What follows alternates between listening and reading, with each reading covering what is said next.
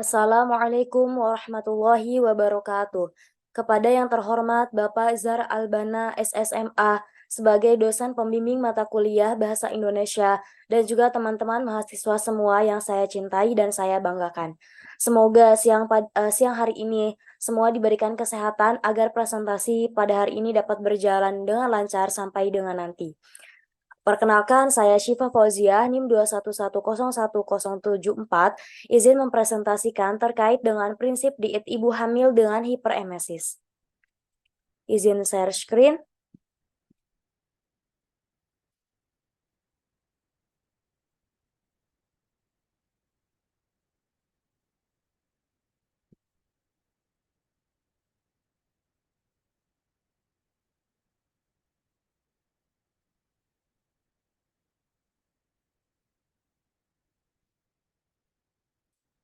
Prinsip diet ibu hamil dengan hiperemesis. Yang pertama yaitu ada pengertian hiperemesis gravidarum. Emesis gravidarum sering terjadi pada trimester pertama dengan rasa mual ataupun yang disebut dengan nausea. Umumnya terjadi pada pagi hari, namun dapat juga timbul setiap saat dan malam hari. Menurut Munjiah tahun 2015, seringnya gejala timbul pada saat bangun tidur, maka gejala mual dan muntah pada emesis gravidarum dikenal dengan istilah morning sickness. Kemudian emesis gravidarum yang bertambah berat dikenal sebagai hiperemesis gravidarum. Hiperemesis gravidarum adalah kondisi mual muntah yang menyebabkan terjadinya penurunan berat badan pada ibu hamil. Hiperemesis juga menyebabkan terjadinya kekurangan gizi pada ibu dan berdampak kepada janin, serta beresiko menimbulkan kematian. Selanjutnya yaitu faktor resiko hiperemesis. Hiperemesis gravidarum dapat dipengaruhi oleh beberapa faktor, yaitu faktor hormonal, psikologis, paritas, gizi, dan juga faktor alergi. Faktor resiko yang berhubungan dengan hiperemesis gravidarum antara lain, yang pertama yaitu kejadian hiperemesis gravidarum pada kehamilan sebelumnya, yang kedua yaitu berat badan berlebih, yang ketiga kehamilan multiple, yang keempat penyakit trofoblastik dan nuliparitas dan merokok. Nah, di sini juga ada tingkatan hiperemesis gravidarum, tingkatannya yaitu ada 3, tingkatan yang pertama, tingkatan kedua, dan juga yang tingkatan ketiga. Nah, tingkatan yang pertama sendiri yaitu bisa disebut dengan ringan. Mual muntah terus-menerus yang mempengaruhi keadaan umum ibu dan ibu merasa lemah.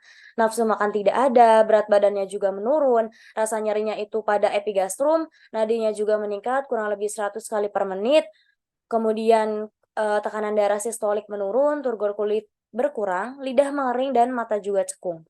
Kemudian yang kedua yaitu sedang.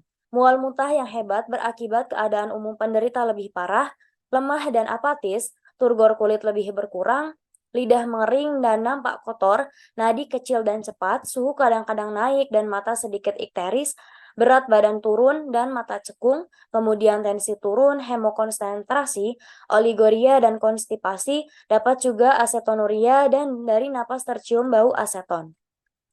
Kemudian tingkatan yang terakhir ataupun tingkatan yang ketiga dan ataupun yang disebut dengan berat. Keadaan umum penderita lebih jelek, muntah berhenti, kesadaran menurun dari somnolen sampai dengan koma, nadi kecil dan cepat, dehidrasi berat dan juga suhu meningkat, tensi juga menurun. Nah, di sini juga ada kebutuhan gizi ibu hamil dengan hiperemesis. Gizi yang dianjurkan untuk ibu hamil yang mengalami hiperemesis. Nilai gizinya energi, kemudian diet hiperemesis 1 1100, kemudian diet hiperemesis 2 1700, diet hiperemesis 3 2300, protein, lemak, karbohidrat, kalsium, besi, vitamin A, tiamin, vitamin C, dan natrium. Nah, kemudian di sini ada, mohon maaf,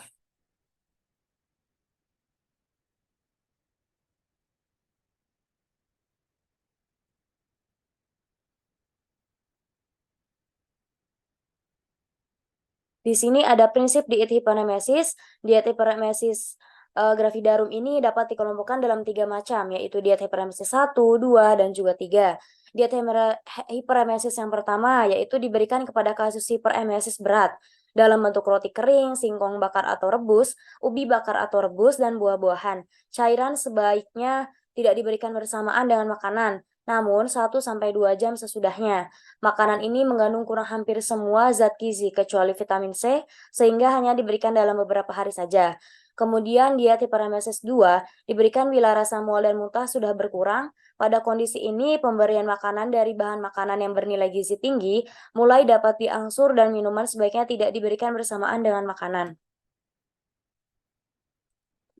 Kemudian diet hiperemesis yang ketiga, diberikan pada kasus hiperemesis yang ringan dengan modifikasi dilakukan sesuai kesanggupan penderita.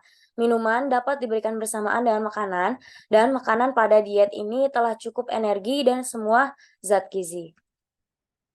Kemudian di sini ada upaya pencegahannya yang dapat dilakukan antara lain meningkatkan pengetahuan ibu terkait kehamilan dan emesis gravidarum, komunikasi, informasi, dan edukasi ataupun dengan memberikannya KIE dalam bentuk penyuluhan dan konseling tentang kehamilan dan emesis gravidarum perlu dilakukan untuk mempersiapkan ibu dalam menerima kehamilannya dan mengatasi gejala emesis gravidarum bila terjadi. Kemudian meningkatkan dukungan keluarga, terutama suami dalam mendukung istrinya sebelum dan selama kehamilan.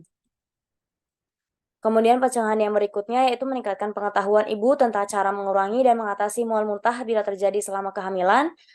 Kemudian pencegahan selanjutnya melakukan konseling gizi dan kesehatan, yaitu kemudian memantau status gizi dan kesehatan sebelum dan selama hamil. Nah, di sini ada penataksanaannya atau pengobatannya ataupun penanganan mual dan muntah pada ibu hamil disesuaikan dengan derajat keparahan yang dirasakan. Pengobatan dapat dilakukan dengan menggunakan terapi farmakologis maupun non-farmakologis. Nah, di sini ada terapi farmakologis dilakukan dengan pemberian piridoksin ataupun vitamin B6 dalam dosis 10 mg ditambah 12,5 mg. Doksilamin per oral setiap 8 jam, antiemetik, antihistamin, dan juga antikolinergik dan kortikosteroid.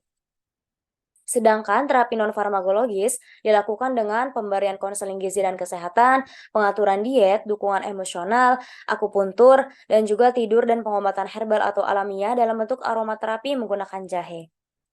Nah, berikut daftar pustaka. Baik, terima kasih. Itu saja yang saya akhiri diskusi pada hari ini ataupun presentasi pada hari ini. Terima kasih kepada semua yang telah hadir, yang telah berpartisipasi. Saya Siva Fauzia undur diri jika ada kata-kata yang kurang berkenan. Mohon dimaafkan. Wabillahi taufik wal hidayah. Wassalamualaikum warahmatullahi wabarakatuh.